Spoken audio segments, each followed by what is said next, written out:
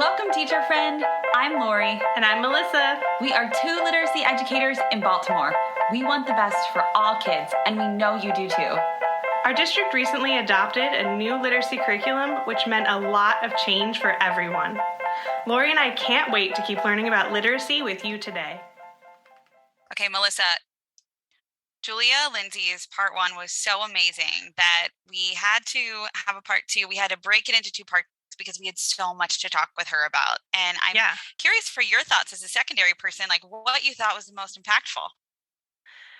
I mean, everything is, but she's just so good at clearly defining some of these terms that I think, as a secondary person, I don't know them very well, like decodables, but also we talk about high frequency words and sound balls. And I think there's confusion about those kinds of words out there generally, not just secondary people. I have to she agree. just does such a good job of telling us exactly what those words mean. And so it was really helpful for me to just get clarification on all of that from her. Mm-hmm. Yep. And in this second part, I know she talks a lot about high frequency words and again, like defines pieces, but then we also go a little bit into sound walls because that has been intriguing us a bit on all of the social media sites. We've seen a lot of sound walls as we head into back to school season. So I felt like that was really helpful from like a research standpoint. Yep, for sure. Yeah. So without further ado, what do you say? Here we go. We love Julia. Dr. Julia Lindsay, part two.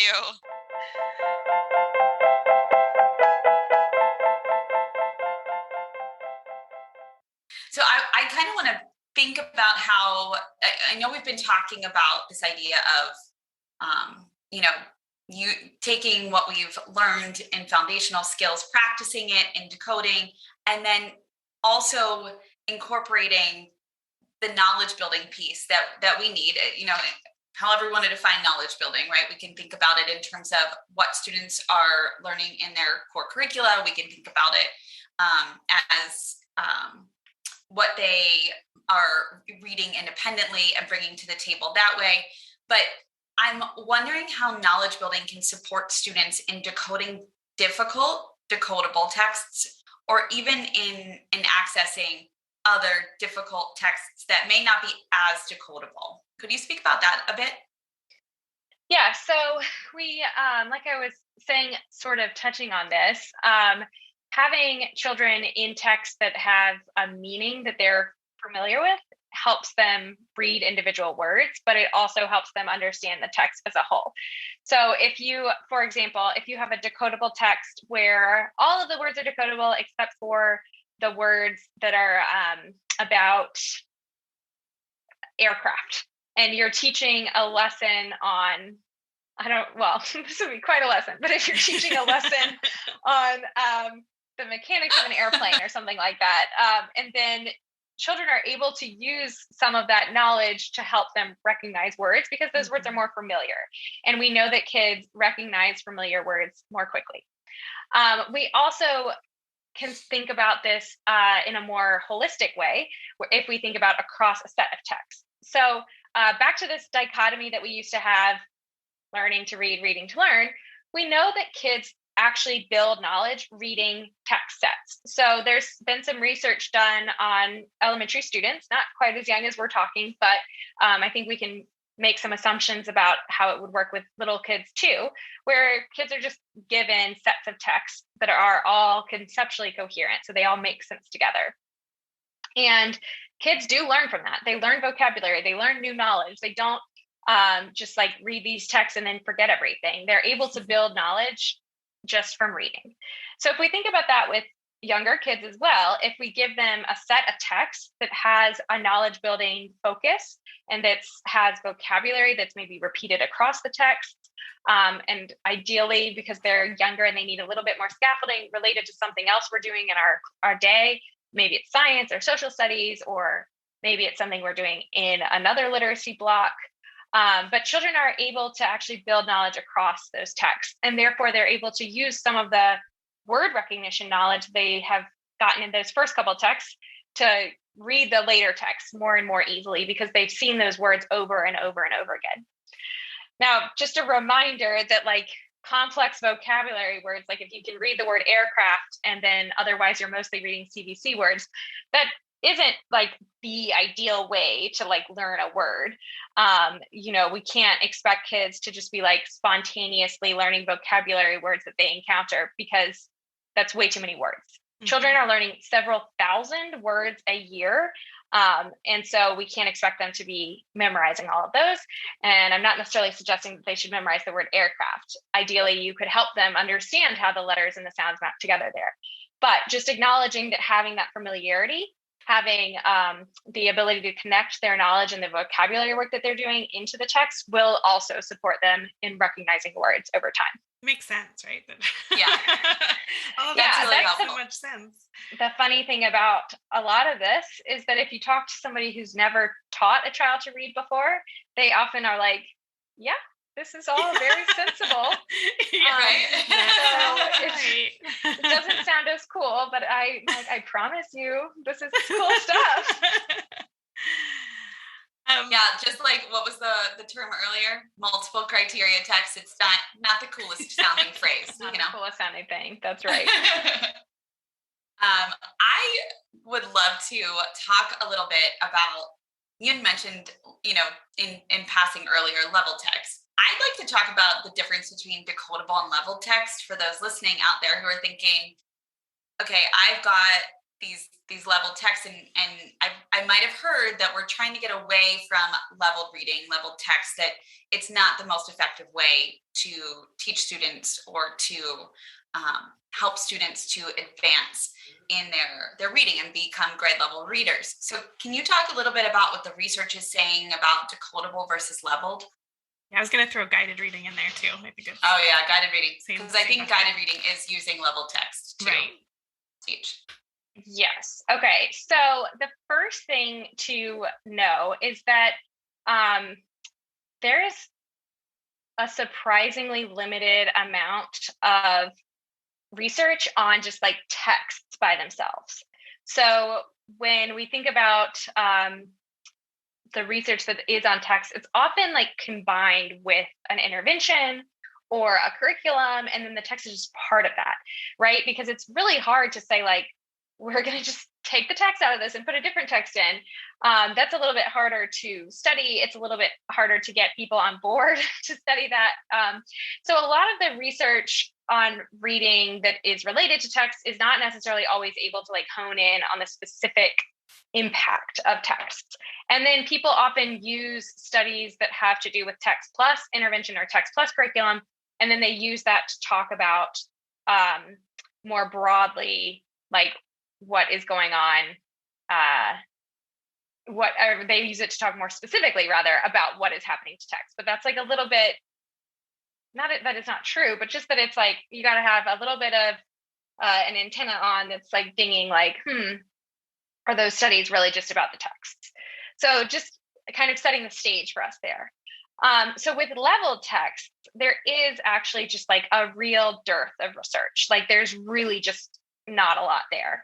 And that's not to say that there's negative research necessarily, but there's just not very much research.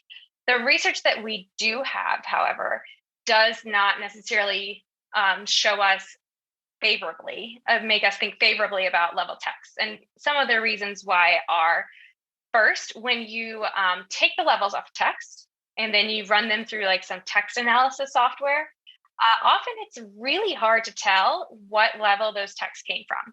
So it might, it often is the case that like the only way that you can see like what's the difference between this level and this level is the number of words on a page or the number of words total. And then you might say, okay, well, we've all seen reader stamina, like that must matter. But then when we look at a different type of research that thinks about text complexity and what makes a text difficult for a child, that is not normally the thing that is the most important. So word or sentence length, text length, that's not the thing that is like, oh, this is what makes a text complex. Certainly it contributes, but it's not matching. So we have this kind of mismatch between like what the levels are and what we actually think makes a text complicated or not for a child. The other thing to know about level text is that they are often, the way that a leveling system works is like proprietary information of a company. So we don't really know necessarily what all of the decisions were that led them to make something this level versus that level. And to me, that's always like a little bit like, ooh, I would rather know what's going on. I was going to say, we had a teacher on who kind of said that. She's like, well, I don't know how to get them from a level D to an E because I don't know what the difference is. Exactly. Yeah. And then, I remember feeling that when I taught second grade and I did use level text. I remember thinking, how do I actually get them to go to the next level? And it was just not clear to me, even though it sounds very linear and clear, it was not. And it usually ended up that the students who started at a certain level actually stayed at that level because it was very difficult or hovered around that level. I will say it really, I think, what is an inequitable practice because it's so gray as to how either you as the teacher determine students get to the quote next level or that the students get to the next level. Anyway, I just wanted to say that I know better, do better moment, right? Right. So if it's hard to tell how they were leveled, both from a researcher perspective and just because like the companies don't necessarily explain every choice that they made, which is totally within their right, but then we might think, okay, but it's fine because level text must represent development. That is definitely what I thought when I was teaching. I was like, okay, this is how reading development works. So then you would think, okay, then it must be the case that leveled reading assessments can predict future reading achievement. Mm-hmm. But so far, there is not evidence that putting kids in just right style texts positively supports kids' needs or leads to later achievement. Does that mean there will never be evidence of this? No, but that isn't what we're seeing in the research right now. And it isn't, and when we have such a strong theoretical mismatch with what we think happens and what our current understandings are about word recognition and word reading with what's going on in level text, we really have to put up a red flag and be thinking about like, what is the purpose of using these texts in my classroom? What do I think kids are getting out of them? And are they actually getting those things out of them? So I think that it's just one of these, it looks so good on paper to say like kids go A, B, C, D, and at A, they can read this type of sentence and they use these types of cues and they can answer these types of comprehension questions. But that isn't actually how it necessarily works. So even though it looks really nice and it feels really good to be able to say like, oh, this could move to A to J, it doesn't actually necessarily hold the same meaning. And it doesn't mean that we're actually, yeah, sure, A to J, that's definitely some progress, but it doesn't actually mean what we necessarily think it means. The kid has not actually necessarily done what we think that they're doing in order to get up in those higher levels. So that's kind of like the red flags around level texts. So level texts, like I said, they're based on these proprietary guidance, and those are different depending on who's publishing them. And they try to move them in a stair-step pattern versus decodables are based on somebody's phonics scope and sequence. Again, that depends. And they're not based on like these other criteria that level texts often are based on. So just because a book is labeled decodable, though, unfortunately does not mean it actually is a decodable for one thing. And then as we know, it could also be just a bad one. So decodable text, there have been researchers who've looked at decodable text and they found that a lot of them don't meet a threshold for actually having a high level of decodability. And then again, they also are just bizarre and don't make any sense. So you can't just like say like, I'm going to throw out level text and I'm going to jump into decodables. It's a little bit more complicated than that. And one of the things that you should be thinking about is looking at texts that I already have in my classroom. Are there texts that actually do meet a threshold of decodability for certain points in my scope and sequence? If I can't find any, can I find some texts through other resources that do meet a threshold of decodability, which again, maybe around 80% based on me actually auditing some text and me looking at them, because Let's not just like trust someone else saying it. Let's take a look ourselves. Request a sample. Most companies will send you a sample that you could take a look at. And then the last option, which I don't necessarily recommend because all of you teachers have 400 jobs already and more stress than anybody could know what to do with. That is the truth. But if you feel really compelled, you can write your own. And maybe you'll figure out that you have an knack for it. And they could be super short. It could be like, I'm just going to write a decodable riddle for my class today that's on the board. And they're all going to read this decodable riddle and try to figure out the answer to it. And I'm going to use that as an inroad into supporting this kind of skill. So there's a range of options here, but it's not leveled bad, decodable good. It's really about the individual text and what you're trying to accomplish. But these are very different types of text leveled based on some mechanism that a company has, things around the length of a sentence, the types of words, in terms of like, often they do have a lot of high frequency words, the pattern that it's in there, and then decodable text really just based around like what phonics components are in these individual words. I'm glad you brought that up because I see the question a lot of like, well, I have all these leveled books. Do I just throw them away? Like I would hope not. So I'm glad you gave some advice there. Let's not start doing any book burnings or putting books in the garbage can. We have enough of that going on already. We don't need more, right? Yeah. So, I mean, you can, again, there are level texts that are also decodable, either by happenstance or on purpose. So first of all, do that check for yourself. Mm-hmm. Second, there are a lot of other ways that children can engage in text. Having kids in a text where you're expecting them to read independently with some prompting and support is not the only way we can have a kid in a text. So what kinds of texts do you already have in your classroom that you think, maybe I should actually use this for a shared reading or an echo reading or a highly scaffolded experience where the kid is only reading these like 6 words that I've already noted they could handle, and I'm reading the rest. These are valid ways for a child to interact with the text. And these are, especially shared reading, is a very well-researched way to support kids in a whole range of early reading behaviors. So to think a little bit more broadly about like, how is a child engaging in a text and what is my purpose for that? If your purpose is, okay, I really need to know that children in my classroom can identify the author's purpose. You don't need to be doing that in a decodable. Like, you don't need to do that in a decodable. The author's purpose was to help you decode. Right. So, yes, then that's what I keep thinking, Julia, is like the decodable texts are not the only types of text that students are encountering each day. Right. So like a key takeaway here is that's a really good point. Students are not only reading decodable text every day and then doing all the things with those. They should be engaging in a range of texts so that they, in the K2 level or K2 space, I'm just going to speak to that, so that they can build knowledge and have access to more complex text and vocabulary. But then also at the same time, they're practicing their foundational skills, their fluent reading in a decodable text. So there's different experiences for different purposes. And I just want to name that and call that out and see if you have anything to add, because I'm sure I didn't say it as eloquently as you could possibly say it. Well, and I like what Julia said earlier about telling the students of that, right? That these texts have different purposes. Yeah. Like, we don't need to bury the lead. I don't know why I've used that phrase so many times, but I think, yes, you're exactly right. Children should be engaging in tons of texts in a day, and they can be for different purposes, and you can be helping kids experience those texts differently.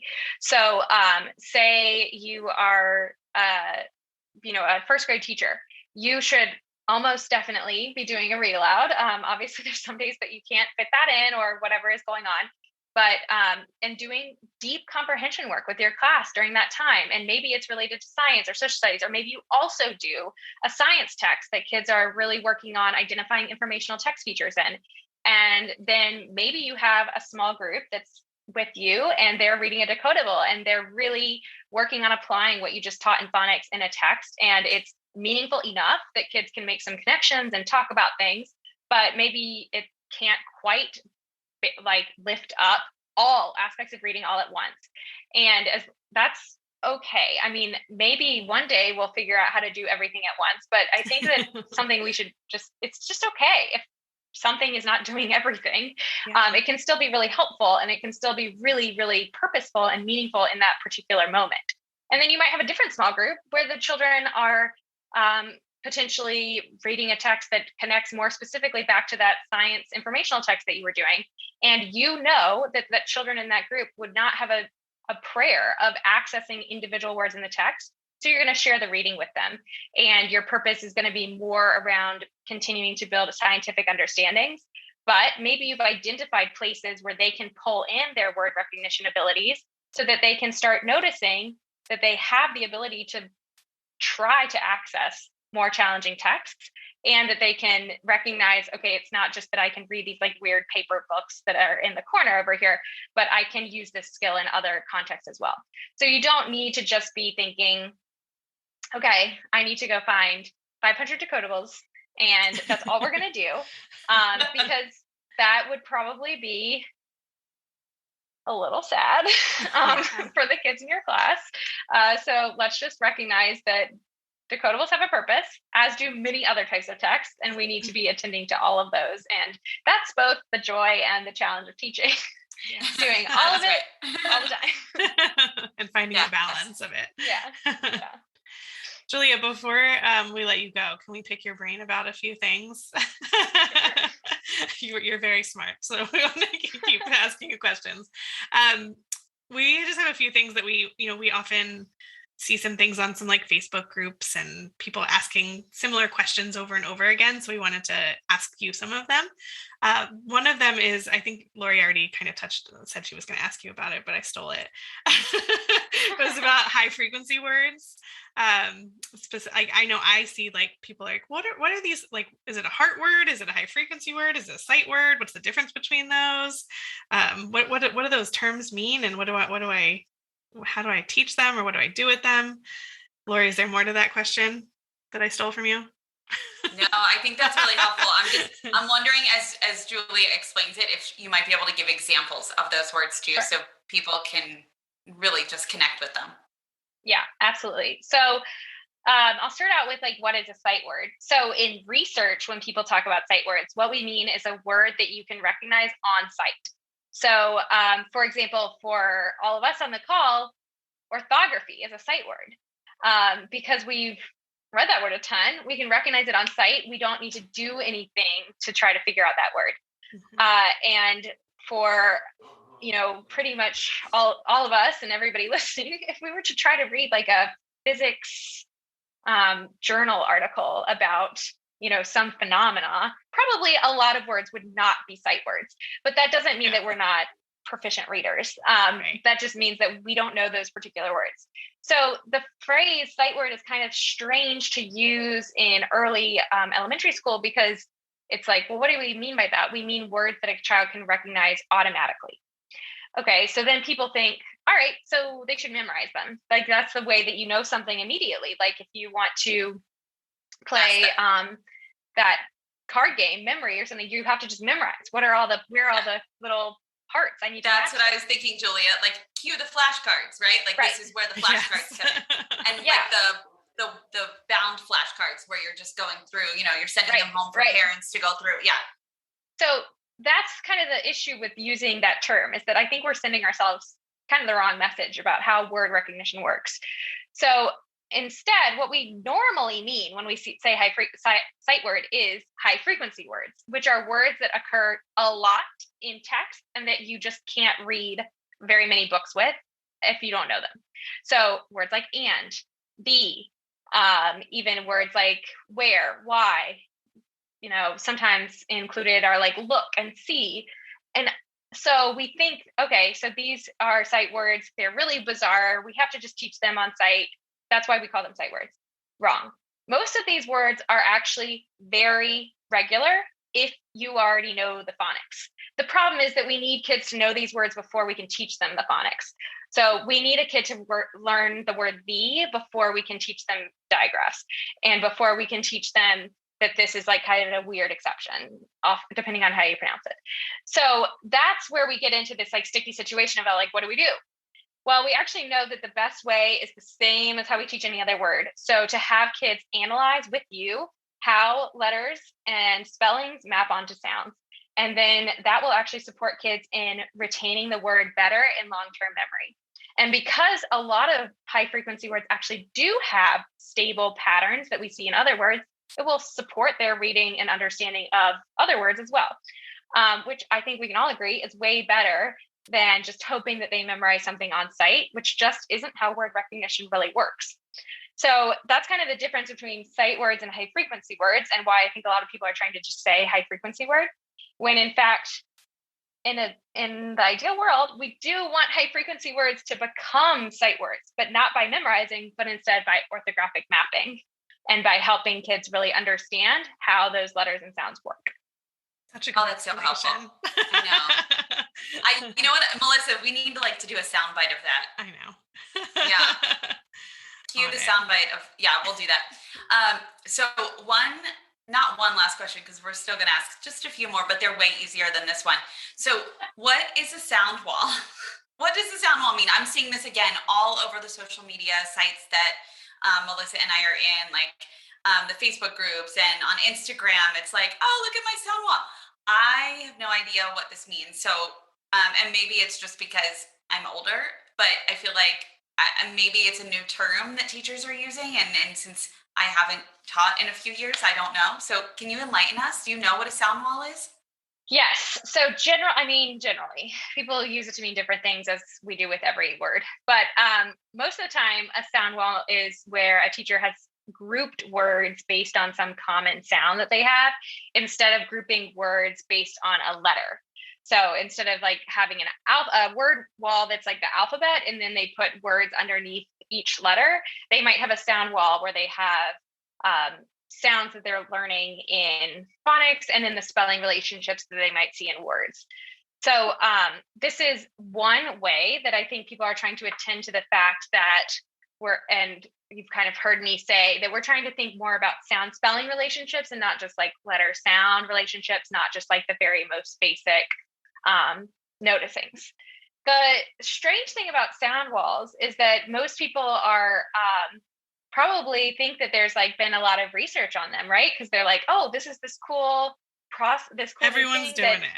It's hot. It's hot right now. Yeah. And maybe, absolutely possible. But unfortunately, right now, we haven't done a single study on sound walls. So we really can't say like, this is a great practice or not. Is it worth trying out? Sure. If that floats your boat, totally. Is it going to change everything in your classroom? I don't know, because we just don't have any research yet about this sort of thing. And so this is a place where we have to get a little bit, again, just like kind of use our personal judgment and our knowledge as educators over time about, things that come up that are hot and exciting, and kind of question like whether or not it matches what you're doing in your classroom and what you've learned about actual research and scientific understandings of reading. And if this feels like a good fit for you, more power to you. And if it doesn't, and you want to wait and see if some research comes out, also more power to you. I think that, we don't necessarily have to take in every single recommendation that we see from people on social media who are saying that they adhere to the science of reading. We can do our own kind of knowledge building ourselves of, reading books that are out there, or going to websites of reputable people and researchers. Like Nell Duke's website, for example, is a great resource. I am actually writing a book that should be out in the spring. So I would love for you to read that. I don't think we knew that. I'm really excited. Yeah, know that. New information. This is my first little announcement. So that is so exciting. Thank you. We're going to have you. Yeah. What do you want to pump it up? So, because the whole goal here, right, is like, let's get away from some of the noise. What does research actually say? What do expert practitioners actually know and say? And let's use that to build our practices and our curriculum, and try to shelter ourselves from all of the rest of it. And as I said, that is not at all a shot at sound walls. If you want to try it out, go for it. It's more just to remind us that just because something is appearing in like the hot topics doesn't actually mean that it's necessarily got like decades of research behind it. So just knowing that that's something to keep your eye on. And it seems like it's generally a better idea than a word wall that was alphabetical, right? Because like in that case, like circle and cat are together and they have totally different sounds. So it seems like a slightly better idea than a regular word call. But like you said, try it and see what happens. Yeah. Sure. Yeah. I mean, I also think that begs like 27 more questions. Like what research is there on word walls that then might be able to be consumed? Like we're not going to get into all that right now. But yeah, I would actually love to hear from a teacher who's maybe using sound walls and just hear how he or she is using it and how it's supporting or maybe confusing students. I'm just curious, like, as you said, Julia, we don't know. But I am seeing it as a hot thing out there, and I actually just love teachers being so excited to set up their classrooms and prepare for their students. It's just such a fun time of the year right now, and especially because kids are actually going back to school, and we'll be there. So it's fun to see, that maybe sound walls are catching on because we're just excited to get kids back in front of us, and if any teachers are listening, let us know how sound walls are going. Melissa, the email address is. Thank you, Melissa. Yeah, no problem. Melissa's in charge of the emails. Whose email address? She must be asking me for someone else. So, Julia, what would you like to do first? Do you want to do a piece of advice to those listening first? Or would you like to do this fun new thing that I found called Pod Decks, where I pick a card or two and then you answer a really fun question or prompt that pops up? Oh, let's do that. That sounds fun. Okay. And get your advice ready. Yeah, get it ready. Okay, and it's not always about literacy, just to cue this up. Okay. Probably definitely not about literacy. Probably not about literacy. All right, so we're going to get to know you, Julia. Here we go. I'm going to give you two options, okay? I am curious, what did you learn about yourself this quarter? Okay. Or discuss your favorite podcast. And we can extend into book if you're not a podcast geek. And you don't have to say ours, obviously. Okay, let's see. All right, I'll go with the what did I learn about myself this quarter, because that sounds like an exciting one. And I'll just extend that to what did I learn about myself during the pandemic? Because it's all just one big. It's like one big quarter of life. I like that. Yeah, and I think that something that I learned about myself that I did not necessarily, I think I knew it in the back of my head, but I didn't have it right in the front, is I love being outside in nature. I just get so much joy from going on a hike, taking my dog and like going out in the woods, wandering around. And I think that that's just like, it really helps me in the pandemic to be able to like go out into a beautiful setting and really feel like, okay, I'm like in nature. I think it's just like such, Julia? at that time I was in Ann Arbor, and we have a lot of like forested woody areas, and a lot of lakes and that sort of thing. So for a golden retriever, that was the tops. And so I think that's just, a reminder, like, look at something green today. Yeah. It does, I think, make us happier. So there you go. It's a good one. Thank you. Thanks for choosing one too that's a little bit more personal. We appreciate that. Yeah. All right. So wrap us up here, Julia, with one piece of advice for our listeners. Just one? Well, maybe two. You can slip in two. No, I'll try to limit myself. Okay. I think my big piece of advice is, if you are investigating the science of reading, if you're investigating the practices that you've chosen to use in your classroom, or that your district or principal are having you use in your classroom, I would say always take yourself back to thinking, what is the purpose of what I'm doing? What is it that I'm hoping to accomplish with this practice or this lesson? And is this actually leading kids to this purpose and this goal? And so you can use informal assessment, just observing what's happening, looking at kids' work. You can also use formal assessment to gauge that, but just always kind of returning to yourself of like, if my goal is word recognition, are these practices leading to that? If my goal is knowledge building, are my practices leading to that? Likely you have many, many, many, many goals at every time of day, but trying to really hone yourself into if what I'm doing is matching my purpose and getting my kids to goals. And I think that might help cut some of the noise. It also might help cut some of the fluff where you think, you know what, that practice is maybe just for fun and it's not getting us anywhere. And I can make a practice fun that is getting us somewhere. So just returning to what is my purpose and are kids getting there? I think is a good kind of reflective way to think about really distilling all of what's out there into what's actually happening with you and your students. So good. So good. And it's so true. Yeah, I feel like it goes along with the theme of our conversation today, right? What is the purpose of what we're doing with all of these types of texts, with our practices? So thank you for really bringing us full circle. Happy to do it. It was so fun to be here and to talk with the two of you.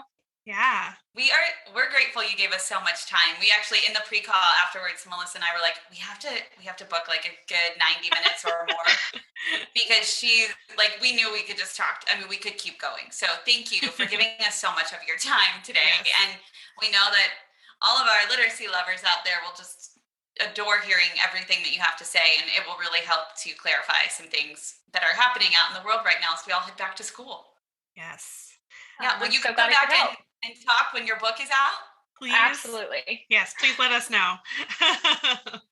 Yeah, we would love to. Let us know when it comes out. We'll order it and then we'll talk about it with you. Love it. Sounds very exciting. I'm sure a lot of the same stuff will appear in the book. Yeah, that's okay. Plus more. Thank you so much, Julia. It was so nice having you here.